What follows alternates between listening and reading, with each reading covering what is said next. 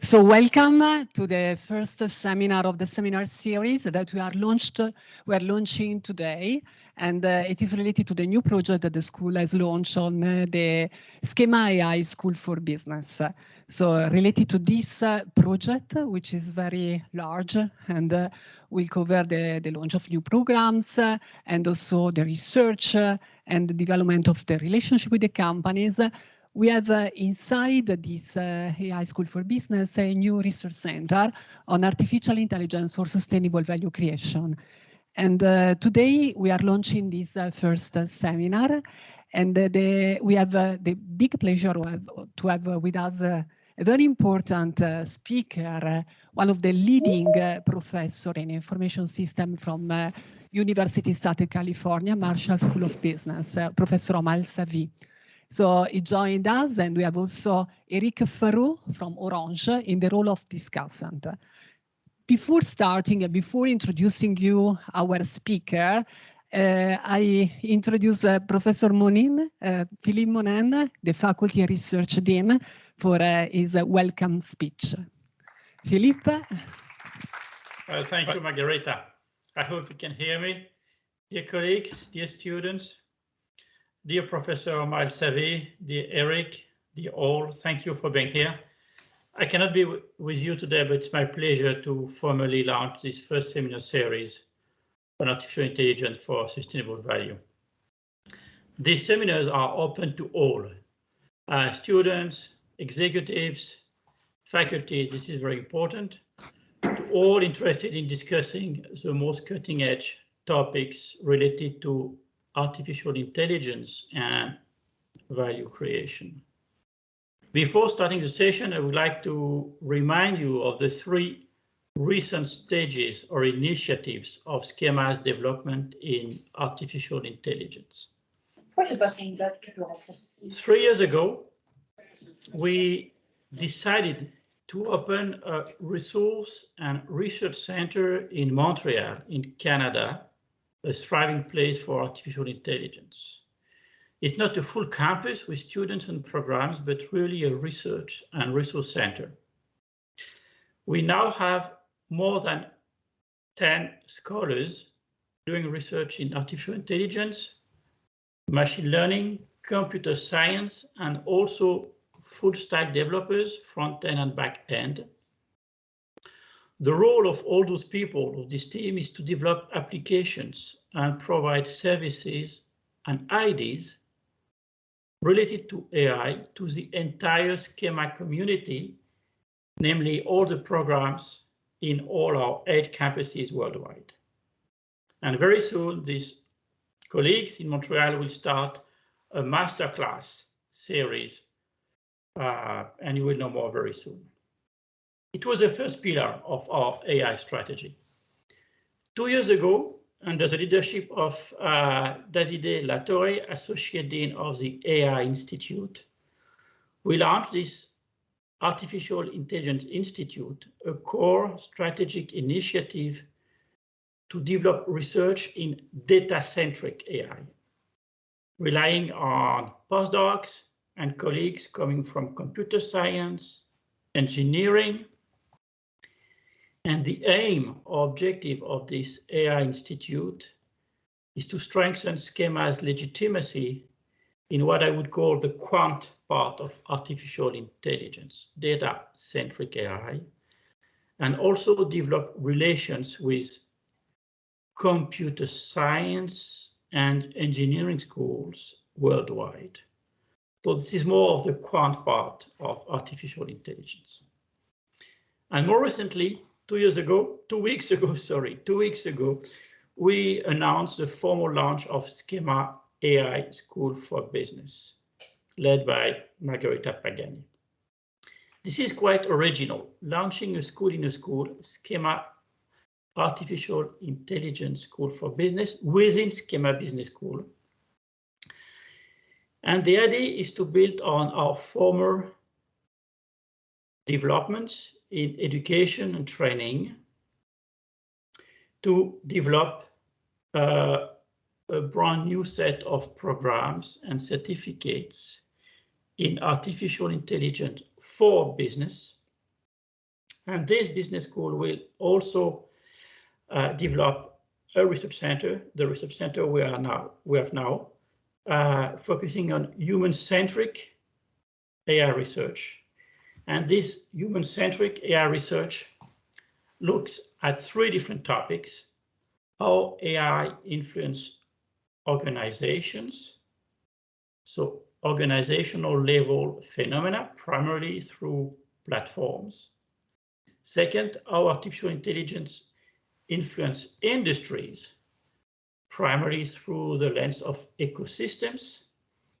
And third and finally, how artificial intelligence raises new ethical concerns, primarily related to the new relation between human and machine. So this is what this new research center will address.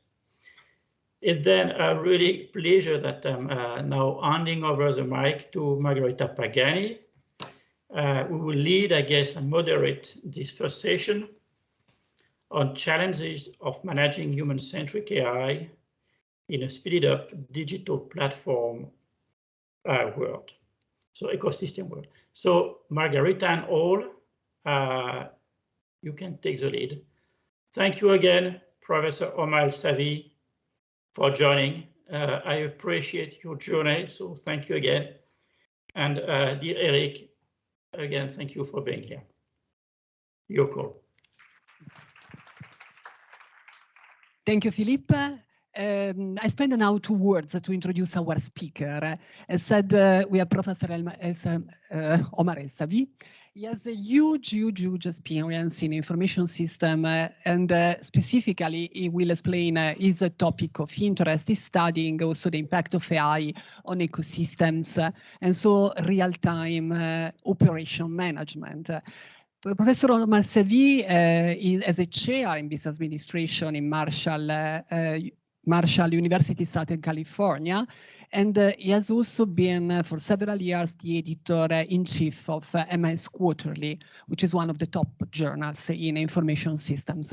I say this because usually the editors have a different view because they have to drive the research, they have to anticipate the topic of research, they have to stimulate the scholar worldwide to study in the right direction. So it's very important that we have him with us today.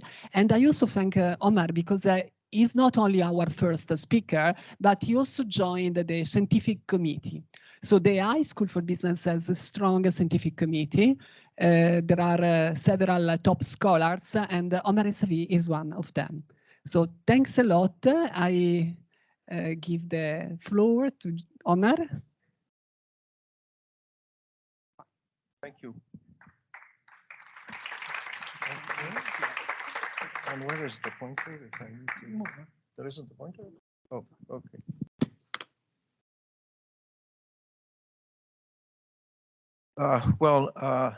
Thank you very much, Dean Philippe Monet, for for having me here, and thank you, Margherita Pagani, for this wonderful introduction.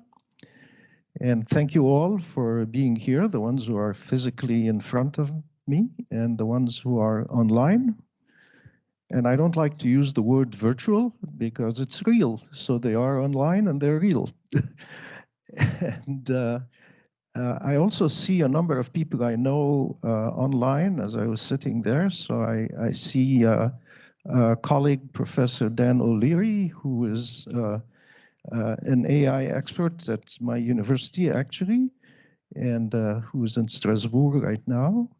And I also see Professor Ahmed Bounfour from the University of Paris, who also knows a lot about AI. So I'm very happy that they're both here as well. Yes, I join Omar welcoming Dan O'Leary. I realize now that you are there because I see you on the screen. So thanks for joining this.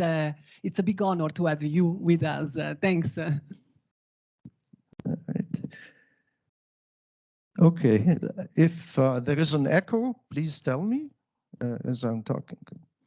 And thank you very much, Eric, for also being a discussant, and I'm looking forward to that. All right, so let me get started here. So this is my topic. It's about the challenges of human-centric AI when the environment speeds up and when we have a world of digital platform ecosystems. So what happens when you manage AI in those conditions, and what are some of the challenges that we need to worry about that we may not still have answers to? This is, I just 1 second on my background. So my main interest is digital business strategy in messy and turbulent environments. But in the last few years, I've spent more time in digital platform ecosystems and real-time management and management of AI. And as you can see from the picture on the top left, I started my PhD when I was 6 years old. All right, I'm going to take advantage of the definition of how AI can create value in a sustainable way that Margherita Pagani and Renaud Champion have outlined in their book. And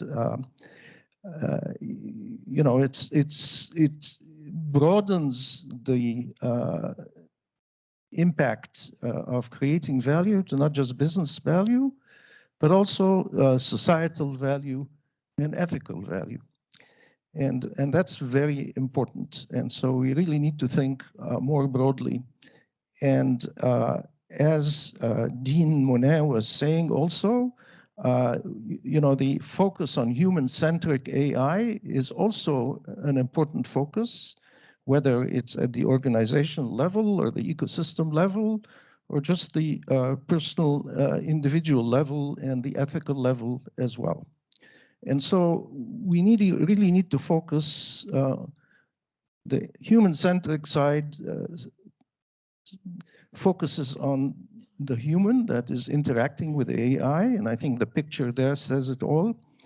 It's aligned with human values.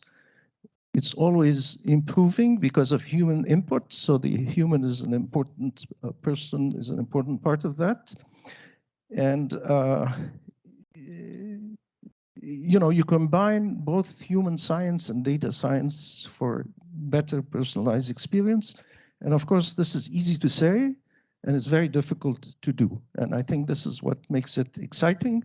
And it's very exciting that SKEMA has a school of AI within the business school, and it's the perfect positioning to do that. So you're very lucky to have that. And it's very innovative. And I don't know why when we talk about AI, when we talk about people, we call them humans. And somehow it feels, sometimes it feels weird. So you would never say, okay, yesterday I went out with 3 humans to have a pizza. So, but anyway. All right, so this is the structure of the talk. I am going to talk about this new environment and how it's speeded up. And it's a world of digital platforms. And then I'm going to talk about some properties of these digital platform system models, and then talk about the challenges, and then we will have discussions about where we go from here. And we have a discussion with Eric, and please interrupt me when you want to, and we will do it with the moderating help of Professor Pagani here. Oops. So we're in a world of digital first, and so really the world is kind of flipped, and it's more useful to think of digital first and physical second. It doesn't mean that physical is not here, but it's become more useful to think of the digital aspects before we think of the physical aspects. And when we do that, it causes a lot of disruption. Technologies do that. And I'm originally from Egypt, and so my symbol of disruption is an inverted pyramid. And it also gives us a lot of different business models that come out of that we never had before. New ways of doing things that we could never dream of, in a way. And let me give you an example. So if you think of an Uber ride, what happens? You have an app on your phone, you request an Uber ride, you say where you're going, it shows you, I don't know, 3 or 4 different options, Uber Green, Uber X, whatever, and it gives you prices, and then you pick one, and then it shows you the different cars that are in the area on the app, and then you see one driver who has accepted, and you see the driver's rating and his or her picture, the license plate of the car, whatever else. And at that point, a credit card transaction is enacted on the platform. And then you see the car coming, it says 4 minutes, 2 minutes, 1 minute, I'm here, and then there's the ride, right? So if you think about it, yes, you did this for the physical ride, but all these processes took place on the platform, right? And it was designed around the platform. And which driver takes it and how it's optimized and what have you is done through the platform. And I think you're going to see that way of thinking more and more as we go forward. And that's very important. And it's even more than just being immersed. We're going to be very immersed in what the metaverse, the next generation, I think is going to be even more immersed in digital, and the physical world will even be inside of it, right? And so it's going to be a very different way of thinking and deciding how to do business models and personal life as well.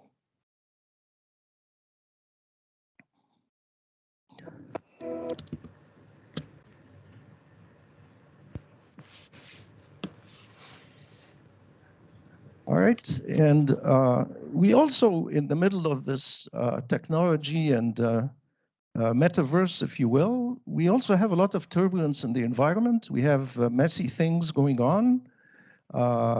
We have, all kinds of events that are causing a lot of changes, whether it's wars or COVID or anything else. So that's going on at the same time. So it's not a smooth environment. And, things are also speeded up.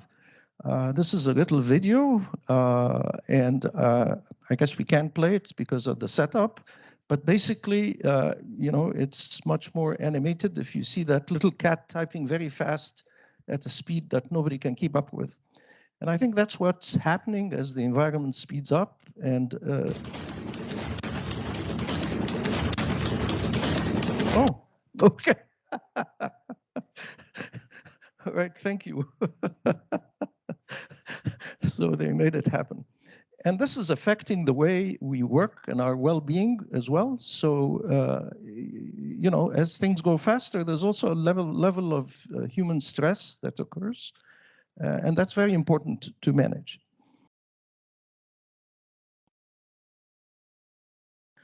All right, so in order to see this in a more formal sense, let me look with you at this diagram. And basically, if you look at the vertical axis, it's the turbulence level and the level of digital intensity in the business environment. So over time, we've had more turbulence and more change, and also more digital intensity at the same time. And as we've done this, the scope of strategic focus of companies has changed and expanded. And so if you think of the 1980s, there was an enterprise focus, you could call it production. It was my company versus your company. There was a lot of internal focus, especially. That's when we started getting a little bit more technology at the time. And then in the 1990s, we moved to a supply chain focus, which you might call pipelines. So going from left to right, from the supplier to the customer. And, it was now my supply chain versus your supply chain. And that was the basis by which we operated, and we still do that today. And then about 10 years ago, or maybe less, we started getting into platforms. And it became more, it wasn't a pipeline anymore that went from left to right, but it was more, a multi-directional platform. So, pipelines go like this, from left to right. Platforms go like this. They just go in different directions. And that makes it more exciting and more things that you can do with it, but it's also becomes more difficult to manage. And that's kind of the ecological view of strategy, I think, that we are in the midst of right now. As you look forward, and we're already in 2022, we're going more towards what you might call real-time management, because it's speeding up. When you have platforms, you have a lot of connections, a lot of data exchange. It speeds things up more. We are also starting to get more of an AI focused, as evidenced by what companies are doing and what your school is doing. And, I've kind of called this pulsing, it's like a pulsing environment because it's so fast, and it's like events are pulsing all the time.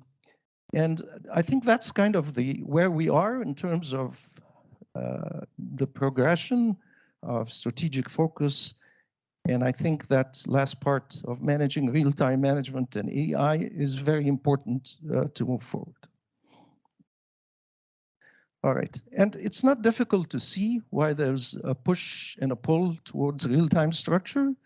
So, there's a push from technology. You have all these digital platforms, you have connectivity, you have sensors and IoT that, send lots of information all the time, whether it's a wind turbine or a machine or, a Fitbit or what have you.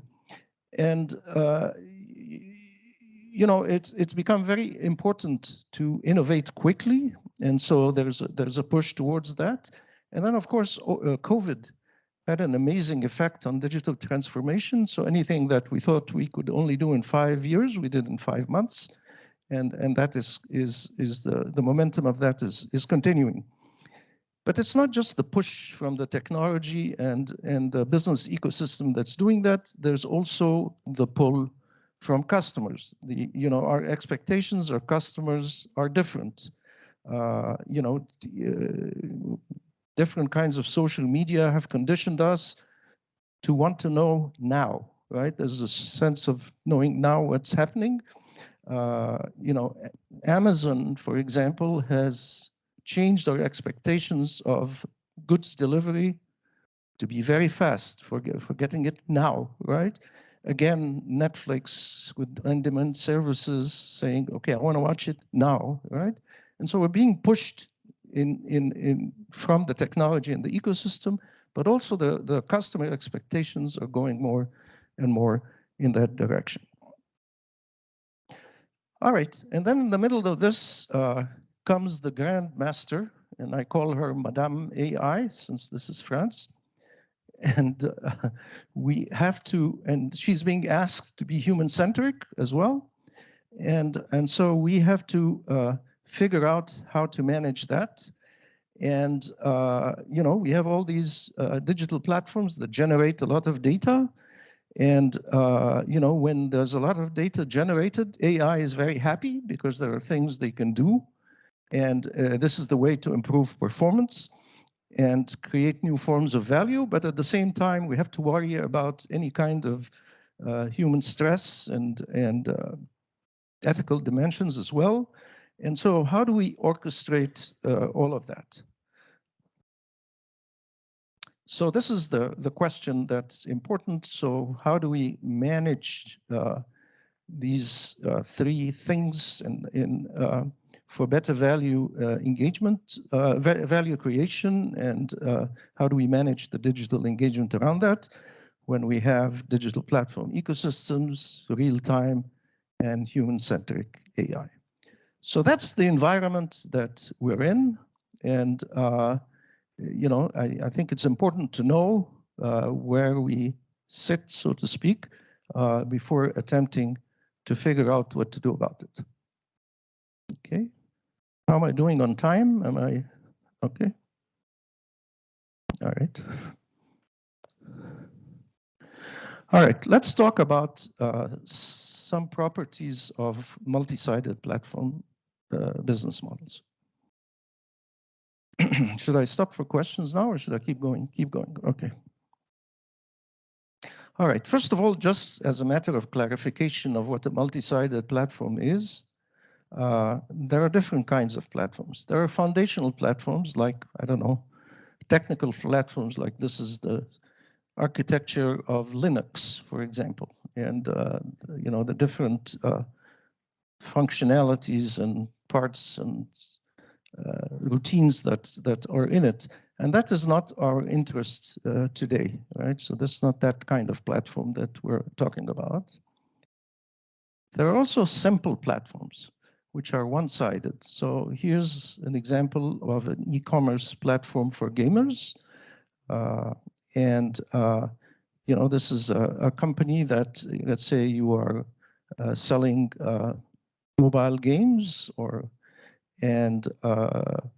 you know, you don't have the e-commerce interface. This company, which I guess is ScaleFast in this case, which actually started in France, will come to you and build that functionality for you so that customers can interact with you and buy your product. And it has functions like checking age, if you know, if it's I don't know, over 18 game, it'll manage returns, it'll do loyalty points and gift cards and whatever else.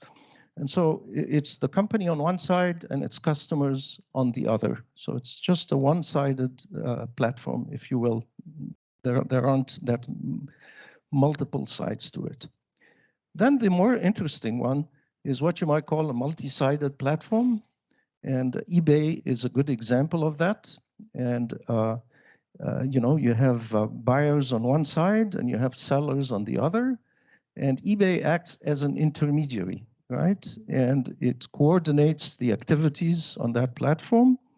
And you know, anytime you have a mediating network of that type, you have what you call network effects. And so the more sellers there are on the platform, the more it will attract more buyers. You know, the more buyers there are, that will attract more sellers. And that's what's called the network, positive network effect. And you can have it on the same side or on opposite sides. And that's a really important property of multi-sided platforms because it generates growth. It can generate growth very quickly, and it can also generate failure very quickly as well. So really, you know, just if you want a formal definition, a multi-sided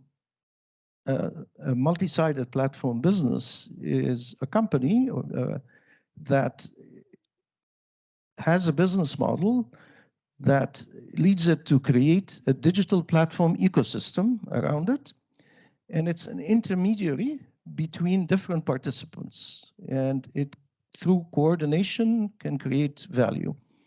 And it doesn't have to be buyers and sellers. It can be any kinds of participants that are doing things other than buying and selling transactions. All right, here are some important capabilities or properties of digital platform ecosystems. The first thing we really need to do well is to leverage the capabilities of ecosystems partners, right? And so you have to understand what the different partners are good at doing and be able to leverage that, right? You're not going to do everything yourself, but you have to know how to take advantage of these capabilities and understand the roles that make this ecosystem successful. And you're only successful if the whole ecosystem is successful.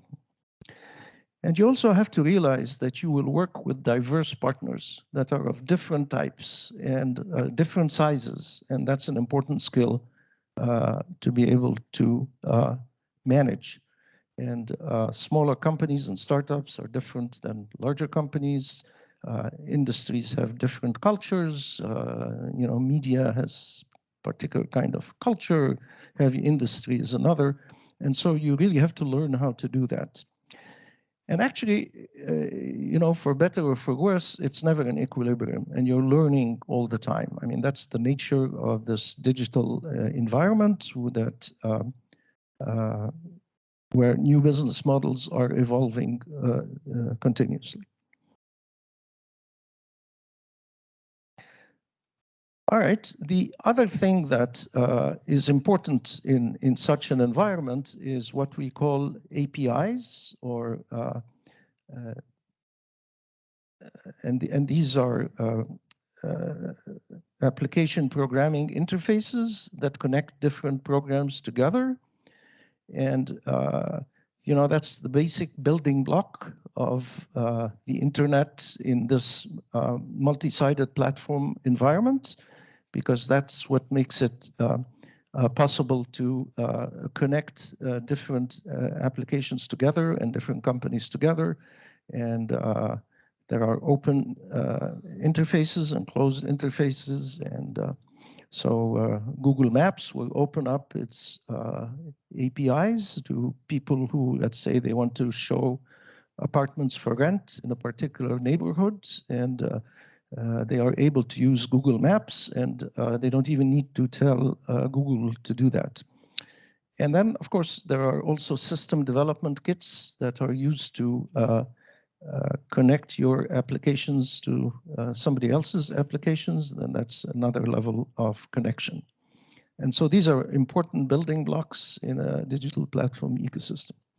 It's also the case that we have a lot of new disruptive business models, some of which you're familiar with, like Uber and Airbnb, and it extends to other industries, even you know, GE, for example, General Electric, and Siemens. You know, they have you know, tried to build platforms for the industry around which they can congregate and create value. Tesla is another one that has tried its unique business model, and if you have been following them, it's not a question of selling cars, but they are actually selling something called the Powerwall, which is used to charge your car. And it also has a solar connection to the roof. And I think it's $3,000 or something like that. But what they want to do is they want to be the standard platform for the industry, for home energy industry. And so, you know, a lot of things can happen in terms of moving from one industry to the next. Okay, and then the third element on this slide is network effects. And as I mentioned, this is right, the fact that if there are you know, more people on one side, they generate more people on the other, and you know, people see reviews, and it just grows very quickly. And if you look at the digital startup world, it's a you can see that digital platform companies are the fastest growing one that become unicorns, or $1 million companies, I guess, the quickest.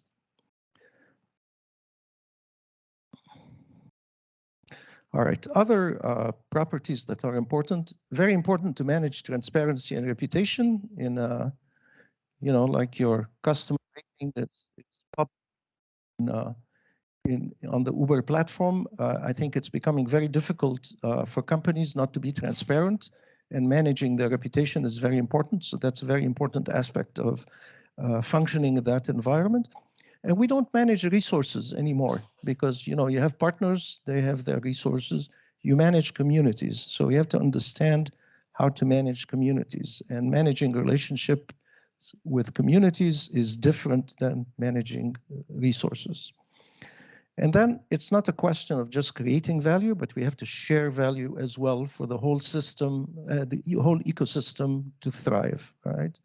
And so if you thrive and at the expense of the ecosystem, that in the long run doesn't work very well.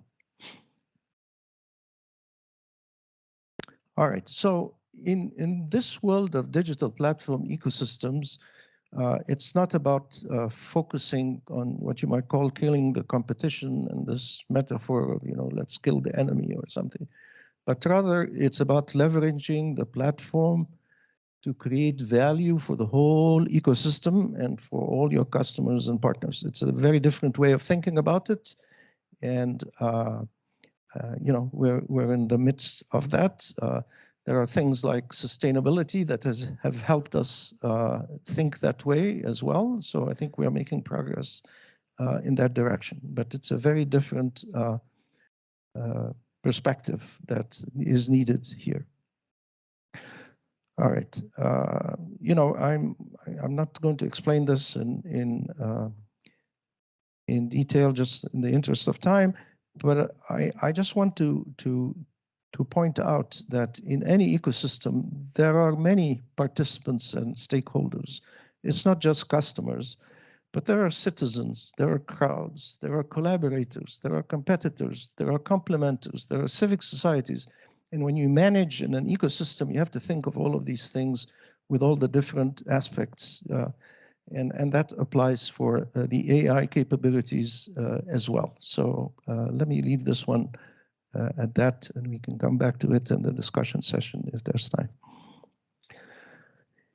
And personally, I think that the digital platform ecosystem, where, you know, the corporation has no boundaries, if you will, but is open to the rest of the environment, is probably the next form of the corporation. And I think, you know, boundaries are going to become porous and will not be the strict boundaries that we have in many companies still today. And some people are skeptical about it, hence the picture on the left. And the five-headed dragon is the multi-sided platform company, if you will. And the reason that's the depiction is that because it's very powerful and creates new opportunities and value, but it's also very difficult to manage, right? And so we have a lot to learn in order to manage that well, and AI can help. All right, so let me, and I guess I'm at 40 minutes, so I should speed up here. Let me talk about some of the challenges of human-centric AI in this environment, given these properties. All right, I assume at this school everybody knows what AI is. You know that there are methods and there are applications and there are all kinds of technical methods, machine learning and neural networks, and there are different types of applications that are endless. Actually, these are just some of them. So let me just go quickly here. But if you think of it, AI can have lots of benefits in this platform environment. First of all, you can really get a lot of enhancement in network effects around data, which you didn't have before.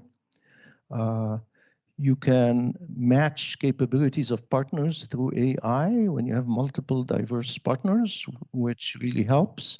And you can also manage communities at scale, right? You can sort of, pick harmful content on social media or, whatever else you want to do. So there are many benefits, and there are yet many ways that we can take advantage of AI in that type of environment. There are also some challenges that I think we need to worry about and learn how to manage. And I don't think we have all the answers here. And, we'd like to, open this conversation there. And so one of the things that is important, I find, is that we have to worry about the individual well-being of participants in the ecosystem. And so, we talk about human-centric AI, but we also, yes, and we have to worry about the ethical values and the societal impacts and so forth. But there's also the individual well-being. I think we have seen in COVID some level of stress exhibited, and when things go really fast and are online, I think we have to learn how to manage individual well-being well, and to balance that, balance what you might call well-doing with well-being. It's also one of the things that's very hard, and is that AI actually learns faster than we do. And so you have this black box sitting in the middle of a company that learns faster than the people in it. And that produces, and sometimes is not explainable as well. And that becomes quite stressful for managers and employees. And I think I was on a panel last year with the director of the Fraunhofer Institute in Germany, who has 300 AI people working for him or with him. And that was the biggest problem they didn't know how to resolve in terms of their corporate consulting, if you will. And then, when you get all this cycle time acceleration, it feeds this data deluge, if you will. So you have much more interactions on the platform, which generates more data. And this is kind of what I call this pulsing environment. And again, how do you manage employee stress in that type of a situation?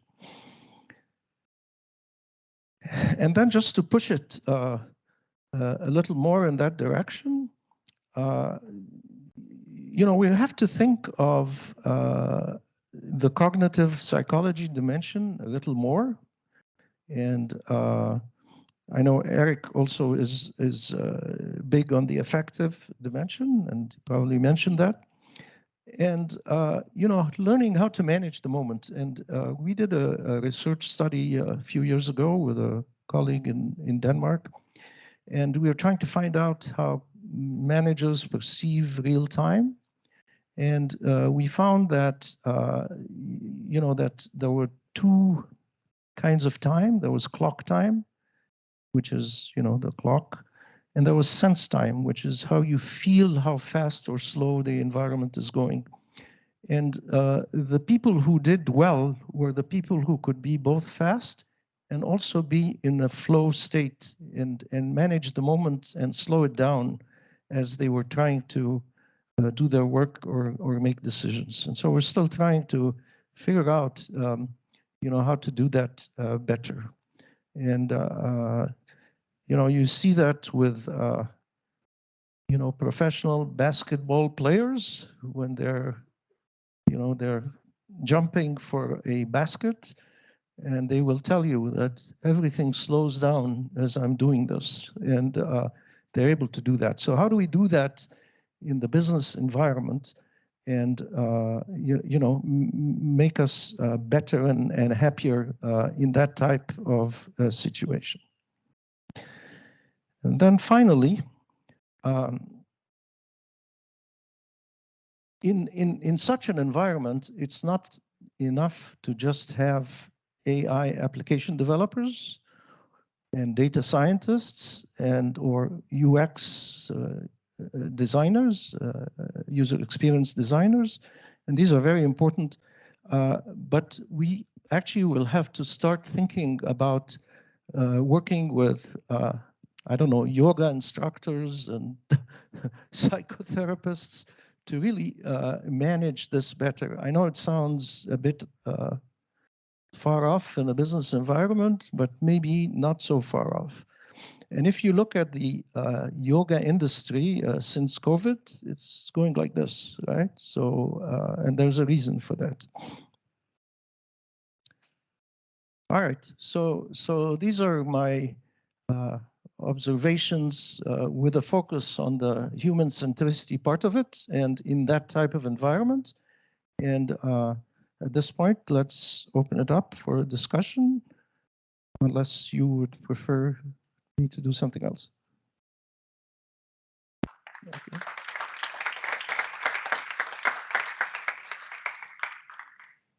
Greatly, Omar, for this inspiring speech. Now is the time of Eric in the role of discussant. So the goal of this seminar is to bridge also theory and practice, and so try to connect from the input shared by the academy, so by the scholar, also what happens in the real life. And so we'll come out just after these 10 minutes, 10, 15 minutes maximum, with Q&A. And so from the audience here, you are many people in the amphi, or also online. So be free to share the question, and Nathan, who is a doctoral student, can collect the question that come out online, so to share with the speaker. Hello, and thank you, Professor, for all this information. I will try to start from the words I wrote down when hearing you. First, you have to understand that I am inside Orange. I'm working in the research and innovation centers, and I try to understand the business we are going to have to make and how our colleagues inside the company will be affected by the new technology we will have to manage for us and for our customers. So everything that is said here is right. We are facing technologies coming at us very quickly. So when we say it's human-centric, no, it's not human-centric for now. We have to make it human-centric. This is human matter. So we have to realize that everything that is coming to us can be good or bad. It can be good if you do it good. It can be bad if you do it bad. So you have the choice. You will make our world going. So you have to ask question of yourself, by yourself. What technology I am using? Why? Do I understand the technology? Do we understand how it works? Are we able to reverse engine the decision that AI will make? Is this decision right? Remember that when you go in front of a judge, everywhere in the world, you have the charge of the proof. If I say you insulted me, I have to prove that you insulted me. So I have to manage to prove it. With AI, with Madame AI, we have a problem. The guy who wrote down the code after several weeks will not be able to understand the decision that the AI make. So at that moment, if you have to prove, if you have the charge of the proof that this AI made something wrong to you, it won't be possible. So we are projected in a world where our law will not work anymore. Did you think of that? What impact will it have on our world, on our customers, and our colleagues? When our colleagues will understand that their code will hurt people, will hurt our planet. Can we live with that? Can you face it alone, in front of yourself, in front of your kids? So you have the choice. You have the responsibility to work on the right technology. This means that if you take something with a flow, with something wrongly written, then you won't make good with it. This is wrong. So we have to make good in tech. We have to understand, and this sense of flow you are speaking about, it means that if you learn, then the flow will come up. If you know what you are doing and you try to understand what you work with, then maybe you will take the time to understand the impact on you, on your colleagues, on your customers, and at the end, on the planet. So yes, we are facing something that is very dangerous for our times, but if we try to work, and this is what we have made when we say multifaceted platforms, we started that work. We work with people, we work with technologies, we work with partners, but at that time, we will need to make the researchers, the doctors, come back inside our companies.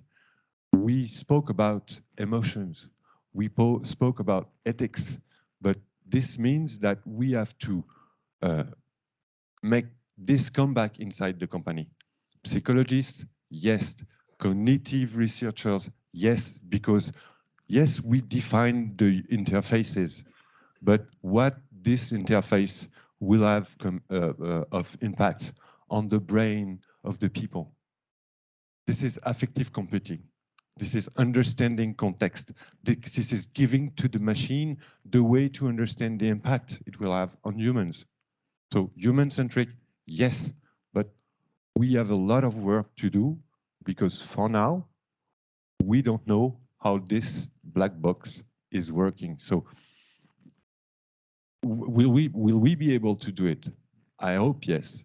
But from my point of view, I stopped doing business and I went inside my company from business to research and innovation to try to make my colleague understand that they need science, they need doctors, but mostly they must understand the impact and work on the impact of the technology on human.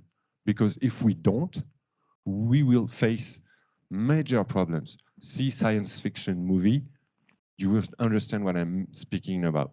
It's happening now. So we need to work with the research, the researchers, so that we at work don't do the worst for our world. Yeah. Eric, could you comment on the role of HR and how that will change given that? Yes. Inside our companies, they started to say, what you do is not what you are.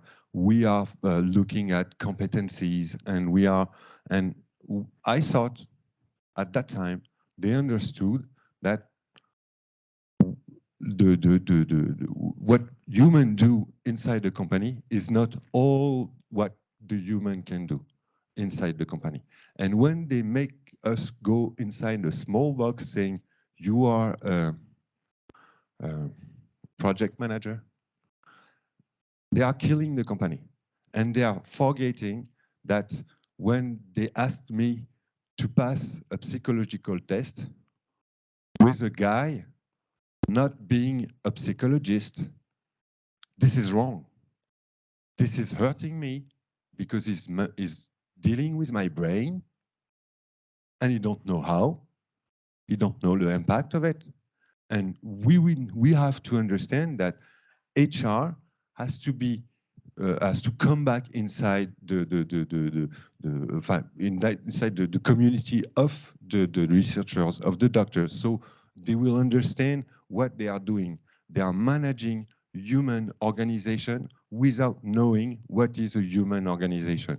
So the impact is wrong. And what we see inside our company is not working because they have the wrong way of managing the human competencies.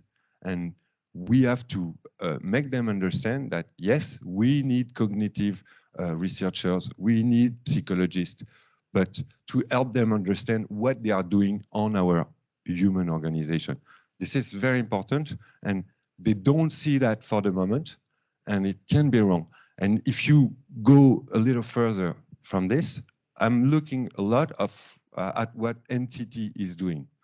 Those guys are operators like Orange, and they see innovation only with the prism of the human activity of their country.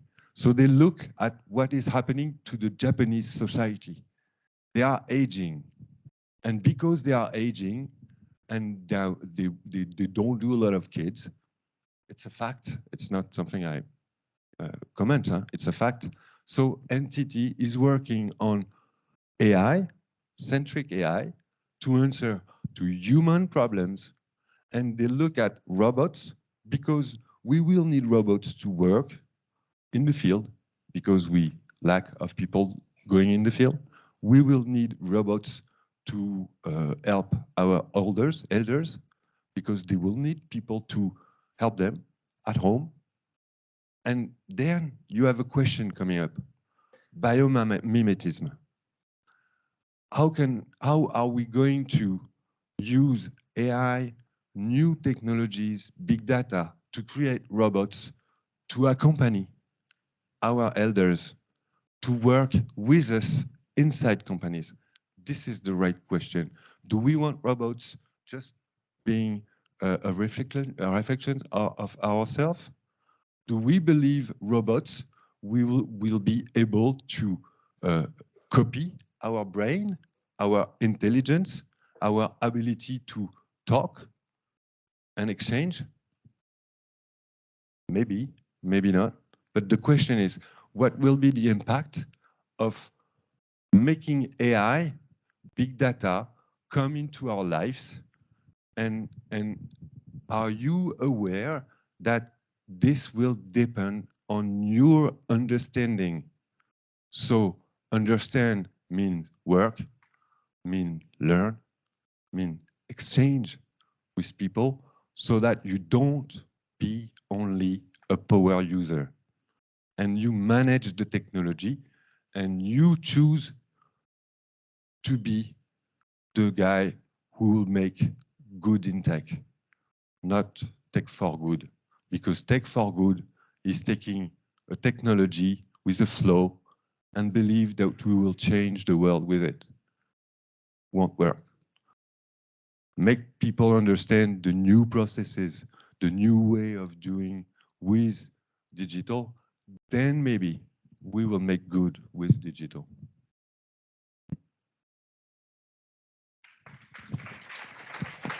Thank you. Do you have questions? Maybe.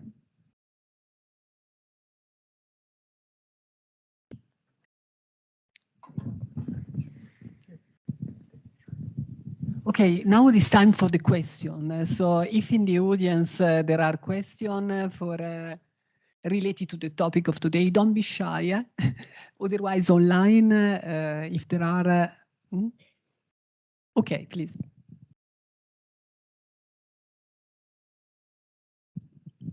Okay. Hello. So my name is Yves Atipoy, and okay, like this. So my name is Yves Atipoy. I'm in the MS MPP. My question is related to the human HR. I didn't really get the way you explained how HR manages people without taking into account the psychological aspect of it. So if you could give us an example, a concrete example. The best example is my proper example. when I've been looking at changing job inside my company, the first guy I spoke to told me, okay, you're going to pass tests. Okay, but I am in the company for 10 years. The company went outside to say, hey, Eric, your profile seems good for us. Please come. So I went. 10 years after, those guys came to me saying, explain to me how you will be good for this job. But no, reverse. So I won't pass your test, and I won't explain to you why I am the right person for the role. Those guys started to use AI, use big data to create Excels and saying, okay, our competencies inside the company, that's it. The businesses, okay, so you're here. No. And they believe that what you do at a time is what you are, which is wrong. And if you sync the organization with this sort of vision, then you won't put the right person at the right place. And now we have to understand that I'm not an engineer. I'm not a coder. I'm not really a marketer. I'm not really a communication guy. But believe me, I have a huge experience in digital and in human organization transformation using technology. And I can assure you that those guys are going to take our companies and throw them through the wall. Because when you see their usage of AI and big data, you understand that they will make people go at certain place inside the company without understanding what they are doing. They only are users. They don't understand the decision the technology takes for the company. So the strategy is wrong. So as soon as they understand the technology they are using and they will go back to the guys that have the knowledge to manage human organization, then maybe HR will work. But for now, you just have a finance guy, these guys, in these guys, like HR guys. This is not HR. Human resources, not finance. So yes, we need to integrate technology so that those guys can have a lot of information. For example, yes, I want to use AI for HR. Everybody connects inside the company. Okay, you have two services working together. Okay, if I read every mail in the morning of everyone, so syndicates will fight, but we will speak to them. Okay, but I read every mail. If Eric send approximately 50 mail a week, and for 1 week there is 0 mail, can I see that something wrong is happening? And if Eric sends 50 mail every week, and suddenly he sends 1,000 email, can I see something? Yes. Do they? No. And what I see is that something is happening in the processes and organization that use Eric.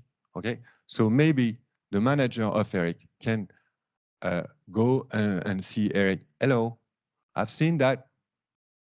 Okay, maybe you can have a chatbot on Eric's laptop saying, "Hey, Eric, you seem to have a problem. Can we speak about it?" Maybe the chatbot can speak to the HR guy saying, "Can you speak with the manager of this team because maybe there's a management problem. Do they? No. There is a problem inside HR.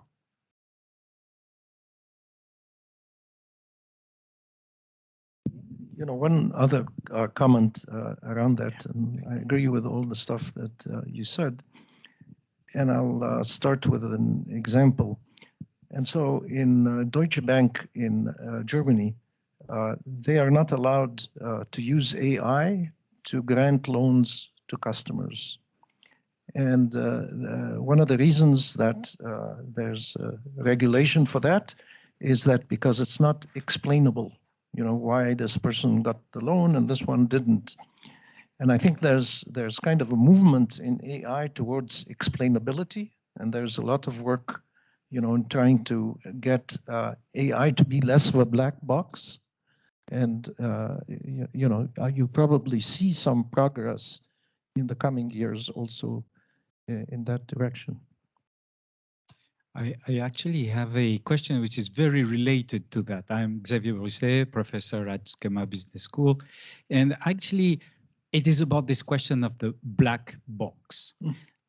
And effectively, as you just mentioned, I think there is now a kind of a new stream of science wanting to come into how to explain the decisions. So that is kind of retro engineering the way that the artificial intelligence reached a particular decision, or let us say proposal of a decision, because at the end of the day, a manager and every single person is supposed to evaluate this proposal and then eventually accept or not what the AI is supposed to say. So there is this new research about explainability and of course justifiability, which then of course brings up this notion of the level of proof.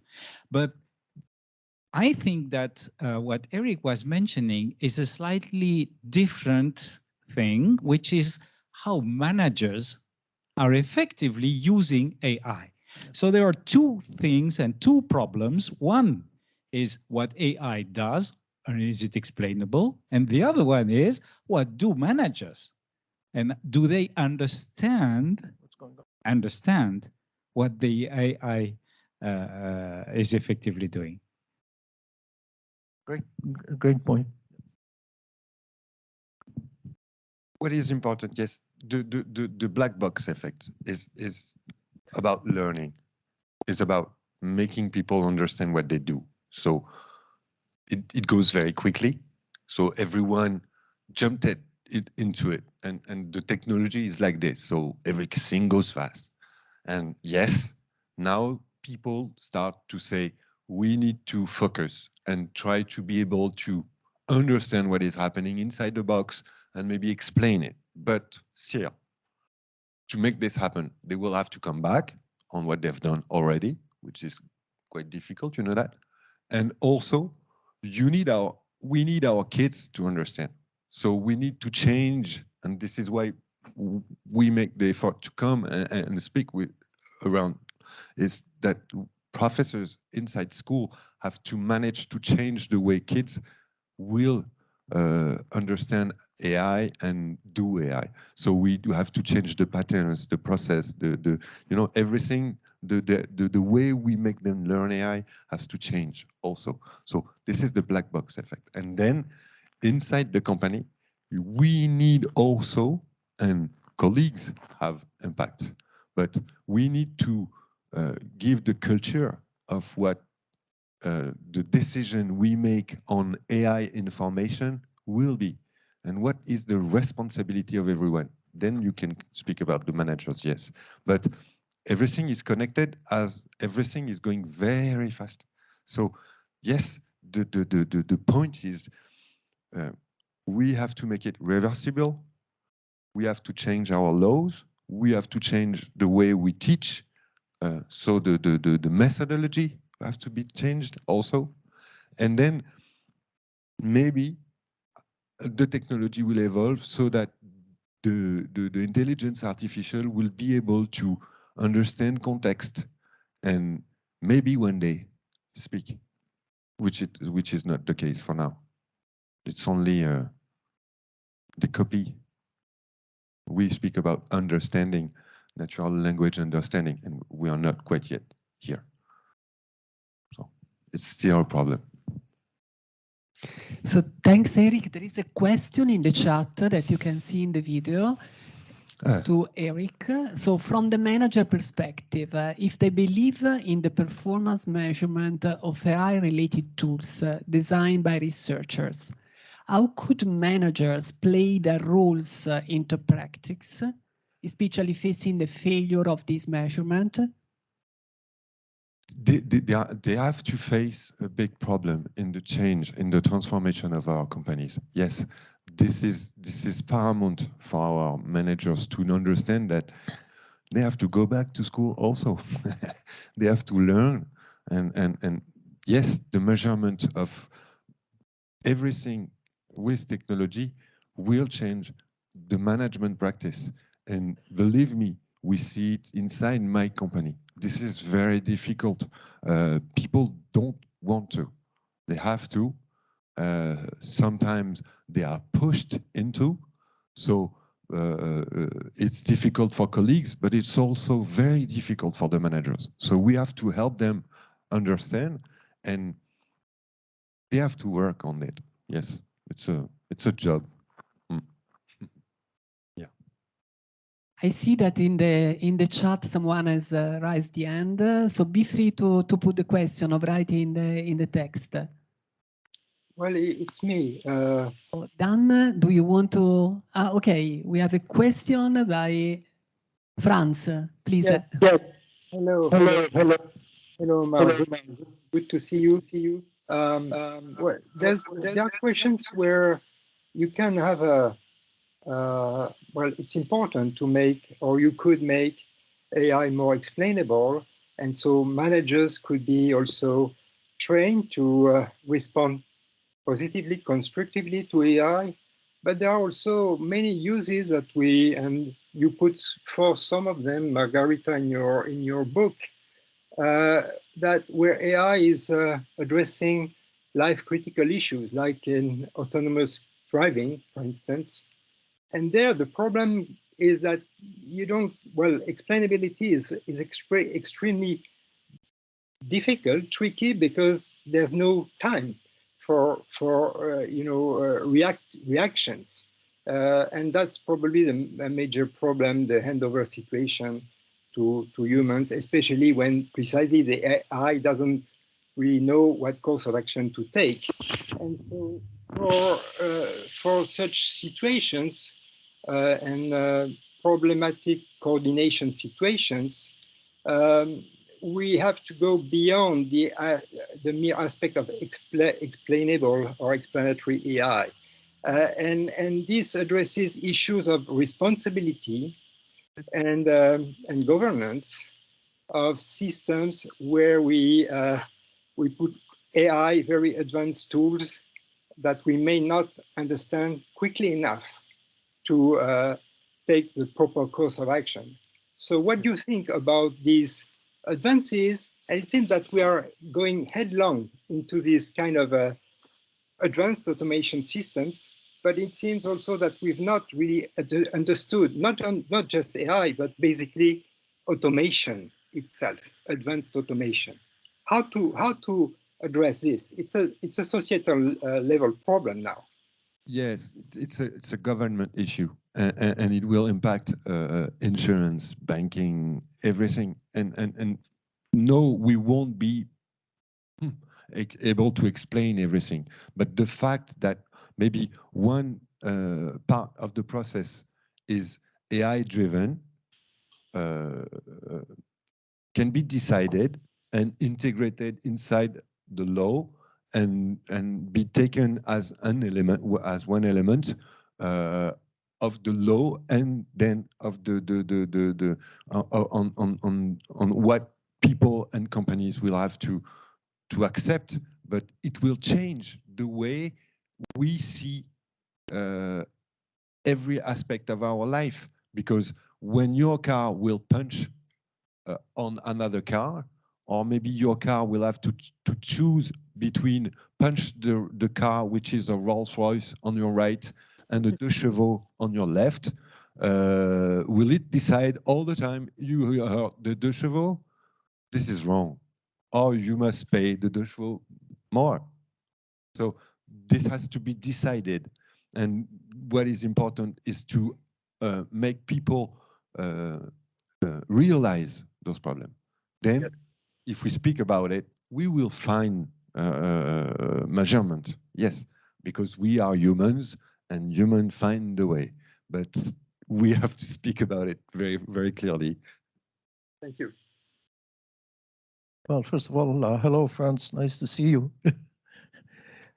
I guess one thought occurred to me as I was listening to both of you, which is probably one of the things we need to think about, which we do outside of AI, is to distinguish high reliability systems. And so, for example, you know, if you're talking about the design of an information system for a nuclear reactor, you know, you have to be very, very careful. You can't afford mistakes. If you know, we're using AI to choose the type of bread for me, if it makes a mistake, it's not that important. It's not critical. And so somehow, you know, we need to classify, you know, like the autonomous vehicle thing, where you know, they could kill somebody or something of that nature. You know, there's probably you know, we need, as we do outside of AI, there are different ways of designing high reliability systems with redundancy and you know, who knows what else. There are also, I'm sure, other things to take into account when it's a high reliability type of context. And I don't know enough to know if there's actually work in the AI space doing that or not.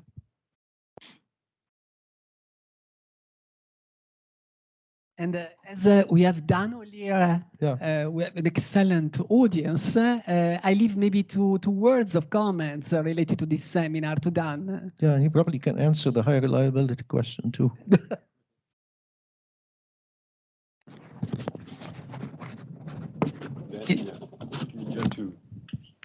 You have to switch on the micro, Dan.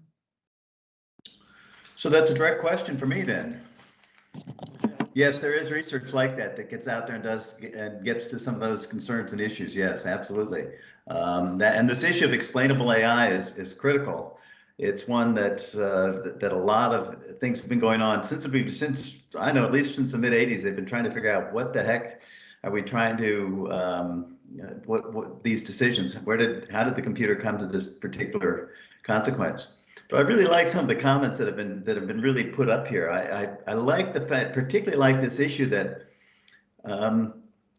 that you've got these analytics that are being generated, whether it's by big data or AI or whatever the heck it is, and you've got people out there that are basically using them but don't really understand the whole process behind it, where they came from. They don't understand really how to manage with this whole notion of analytics, which is interesting. It's like it becomes textbook is what it sounded like when you were talking about the HR. It becomes more like here's the recipe associated with it. And once we've got these analytics, rather than combining the analytics with the understandings that come from a gut feel of what goes on here. So I think there's some real interesting issues about why and how are we using AI wrong, or how are we using big data wrong, because it's there, but it shouldn't dominate our decision making. It shouldn't tell us what the decisions are. As was being said earlier, it's just like it has to be done in the context of what happens here, and that will be that way for the foreseeable future. I mean, it's not going to happen by computers. This notion, I love the notion of decision support systems. That's really the classic. I mean, it just keeps on evolving. What's decision? What does a computer do? What does a person do associated with this? So. So anyway, some really interesting discussion issues here. It's a black box, but it's like we still have to remember that the people are doing that. We have to, as you indicated, we have to indicate and bring that into the classroom and say, here's how you use this stuff. Here's why it's really important to understand what goes on. So One of the things I do is I talk about neural nets so that students understand them and that they basically know how they operate and things like that. But the important thing is just to know that, that there's a mechanism there, and it's just one approach of many. So at any rate, really enjoyed the comments. Just the last word can be, we speak about immersive technology, digital and things like that. What I'm expected is when the digital mask will mix up with our physical mask, and this digital mask will be really accessible, and we will have the right interaction with those two worlds. Then maybe if we learn how to work with that, we can change the way we work today, and this can be good.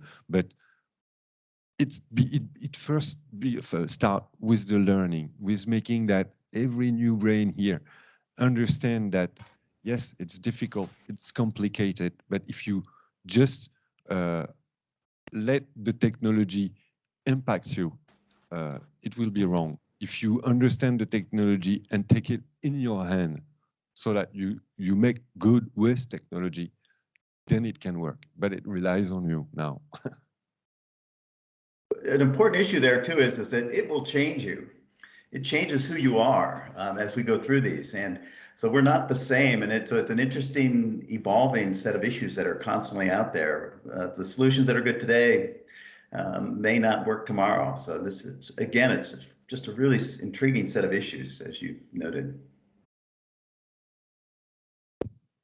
And I guess one comment to leave the younger audience with is that maybe nobody over age 25 or 30 should be telling you anything about how to interact with AI, because I have a feeling that the next generation is very different. I mean, in terms of the way they think and interact and feel, and that's very important. And it's up to you to change all this and make the difference. And as Eric was saying, the brains are here, and the future is open to you. So thanks a lot to our speaker, Professor El Sawy, Eric, for the discussion. Thanks to the audience and the audience online, because SKEMA is an international school and we have different campuses. So necessarily our colleagues are connected on Teams and put the question on Teams. Margareta? Margareta? Yes, there is a... c'est la régie. Si vous voulez, j'ai la dernière vidéo. Okay, we have time for that. Okay, so before closing, we have this final video that is that can be shown by Omar. Okay, Professor Bonfura, please. Let's start the final question before moving to the video. Professor Bonfura? Yeah. No, that's okay for me. Thank you very much. Thank you, Omar, for your nice presentation. Very stimulating. I have one comment and maybe one question. My question is regarding the role of education in making more transparency on AI. And my second question is more general. It is more comment than a question. Our discussion today is very specific, contextual specific, which means that maybe in other contexts, I was thinking about Asia, the question will be different. So that's maybe a general comment. Thank you. Maybe Margarita can answer the first question. With pleasure. So I answered the first question. So the impact on education, it is a challenge that maybe SKEMA is addressing now with the launch also of the High School for Business. And the goal is not only to have an approach to AI, which is typical of an engineering school, because for a business school, the goal is not to compete with an engineering school, but we work with. And the goal of the education is to form the manager. So our students here, we have to work in AI-enabled environments. So to take in the words presented today by Omar, So the manager of tomorrow, that is tomorrow is a very close time, is really tomorrow, has to work in a very fast clock speed environment, in a fast clock speed ecosystem, take the decision rapidly, have to deal with AI, whichever is the process inside the company. That's why new skills have to be acquired, at least not to become a data scientist, but to be able to work with the data scientist, to be able to understand which are the limits of an algorithm or which are the opportunities that an algorithm allows to achieve, and what the humans have to integrate in what the algorithm cannot offer. So there is a big challenge from the educational point of view, and that's why the business school, and I'm talking for SKEMA Business School, are trying to address. So how to revise the programs and also the competencies that the students have to acquire to be able to work in a world that is going fast. And to answer your question about Asia and the fact that different places in the world won't think about this problem the same way. To be honest, a few years from now, I was thinking like that, but I spoke with Chinese and Japanese and Korean experts, but also experts from Africa. As you know, as Orange is really had a great presence in Africa, and what I understood is from a European point of view, China was, oh my God, oh la la, it's difficult, poor people, oh la la, the state was, oh, bad guys, ooh. Then I spoke to Chinese people. Then we had COVID. Then we realized that we live the same way. Not at the same level, but we have the same problems. We have the same issues with the state. They have problems with their identity. We do also. Believe me, I'm not proud of how my state, how France is dealing with my digital identity, because there is no digital identity real in France, and it's not protected. So is it better than in China? No. So the problem we have are the same in the different place of our world, maybe not at the same level, but at the end, I think that either Chinese and either Japanese are understanding that digital is changing the brain of our kids. They have neuronal connections that we don't have, and we won't be able to have anytime. So how our human organization will change because of the change of the human brain, because of its context and what the usage he's having. And I think they won't have the same answer at the same time, but at the end, it is technology in front of humans. So we'll have the same path at a time. But state is important, yes. Maybe Ahmed has an opinion on the second question since he asked it. Professor Bonfour? About the, well, about, you mean about the contextual context? Maybe the way data are used in some country. If you think globally, maybe we have at least, at this stage, at least 3 models. If we take at least the regulation aspect of data and so on and so on, maybe we have at least 3 models, maybe 3 models, US, European, and maybe Chinese. And also this is also related to the present or not of major platforms. So that's maybe something we should think about it in the future.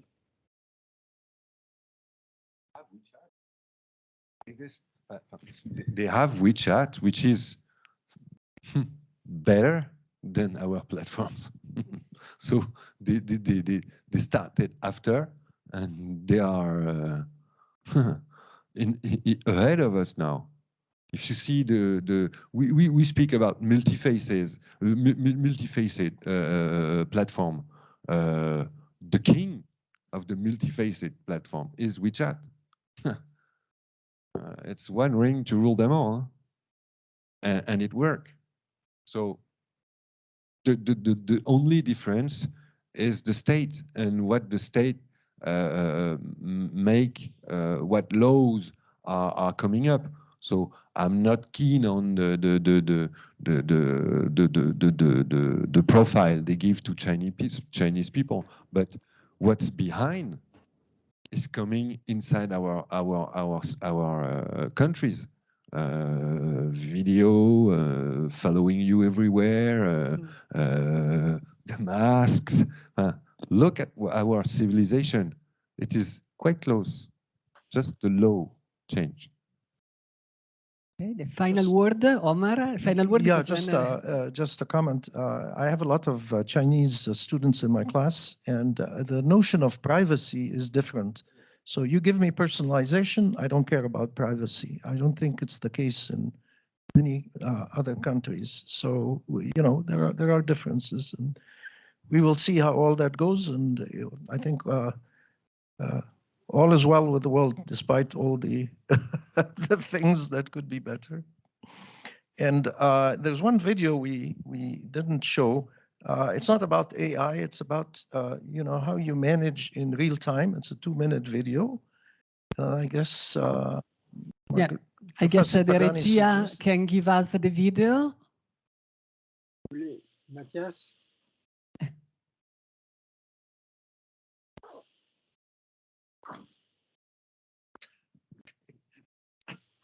Kader, vous voulez que je signe quelque chose ou...